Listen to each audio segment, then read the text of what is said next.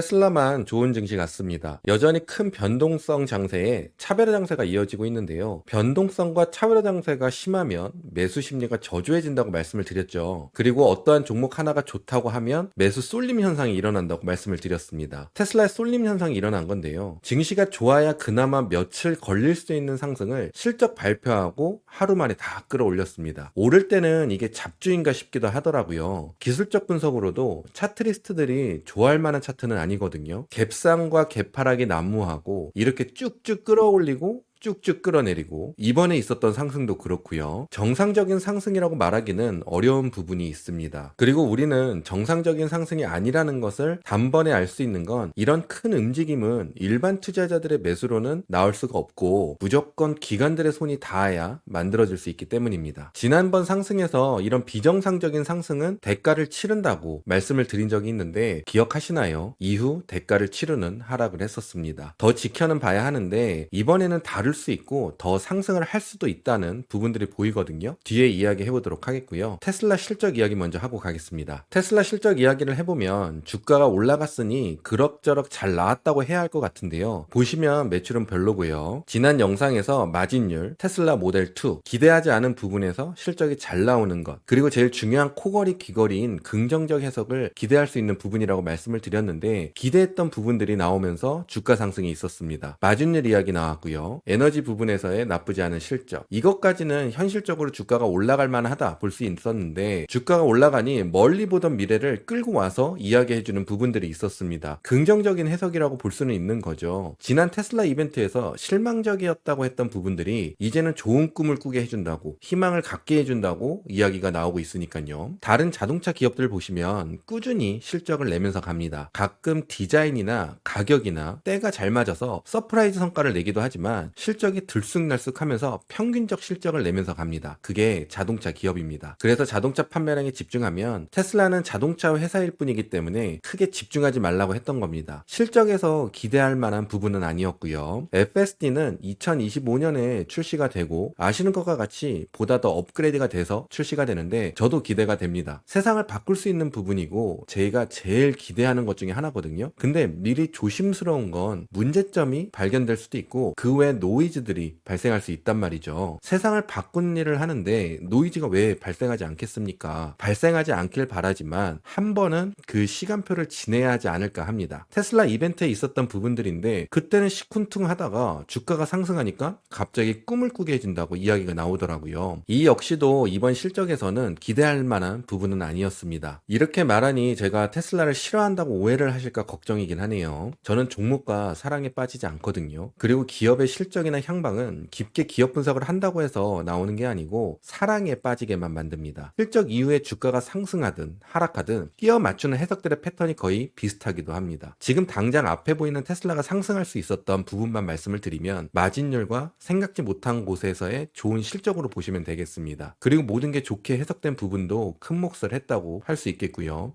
그리고 하나 더 있습니다. 이번에 상승은 조금 다르다 볼 수 있다는 것과 추가 상승도 가능하다고 볼 수 있는 부분이기도 한데요. 일론이 트럼프를 지지하고 있다고 볼 수 있잖아요. 실적 발표 후 있었던 큰 상승이 테마주로 엮이려고 하는 신호탄이 아닌가 하는 생각이 들기도 하거든요. 상승이 심상치 않아 보이니까요. 그리고 더 심상치 않은 건 차트 패턴입니다. 갭하락하고 여기서 횡보하고 갭상승을 했는데요. 이것을 리버스 아일랜드 패턴이라고 합니다. 아일랜드는 위쪽에서 섬을 만드는 건데 큰 하락을 예고하는 패턴이고요. 이건 반대란 말이죠. 아일랜드 패턴은 갭을 채우면 안 되기 때문에 추적을 하면서 지켜봐야 하는 부분이 있긴 한데 이런 패턴이 나오기가 쉽지가 않거든요. 이 차트는 의도적으로 만들어진 패턴이라고도 하는 사람들이 있는데요. 즉슨 저런 갭 하락과 갭 상승은 기관들의 물량으로 가능하기 때문에 기관들이 작정하고 매수를 했다는 겁니다. 그렇기 때문에 금요일에도 장대 양봉이 하나 더 나올 수 있었고 눌림도 없이 금요일장을 마감할 수 있었다 할 수 있습니다. 이 패턴이 진행이 된다고 하면 300불도 볼 수도 있지 않을까 기대를 하게 만들기도 합니다. 그 이상도 기대가 되기도 하고요. 근데 앞에 이런 차트는 추적을 하면서 지켜봐야 한다고 말씀드렸잖아요. 일반 투자자들은 갭이 있으면 언젠가는 채울 거야 하면서 불안 심리를 갖게 해주는 역할을 하기도 하고 빠르게 오르면 오를수록 갭을 남겨놓은 것이 찝찝하게만 느껴지게 만들어서 매수에 집중하지 못하게 만들기도 하거든요. 이게 포인트입니다. 기관들의 큰 매수로 의도적으로 만들어진 차트는 일반 투자자들이 쫓아오지 못하게 하려는 의도가 있습니다. 그래서 우리는 저 저 갭을 채우는지 안 채우는지를 봐야 하는데요. 갭을 채우게 되면 리버스 아일랜드라는 좋은 차트가 안 좋은 차트로 변화하게 돼서 테슬라의 방향성이 바로 바뀌는 것은 아니지만 하방으로 바뀔 수 있는 여지를 만들 수 있습니다. 차트를 보시지 않으시더라도 제가 말씀드린 주가를 알아두시고 아래에서 맴도는지 위에서 맴도는지를 느끼시면서 주가를 보시면 되겠습니다. 그러면 차트를 보는 것과 같은 효과를 보실 수 있으시니까요. 갭을 채우지 않는다고 판단할 수 있는 주가가 230달러입니다. 230 밑으로 하락하지 않으면 상승형 아일랜드 패턴이 진행이 되는 것이라고 생각하시면 되고요. 지금 상황에서는 260 위에 주가가 안착을 하면 이 부분도 패턴의 진행형으로 생각하시면 됩니다. 앞에는 상승형 아일랜드 패턴의 마지막까지 지켜줘야 하는 부분을 말씀드린 거고요. 제일 이상적인 아일랜드 패턴이 유지되는 구간을 260 기준으로 보시면 되겠습니다. 저 갭을 언제 채울까 하는 조바심을 버리시고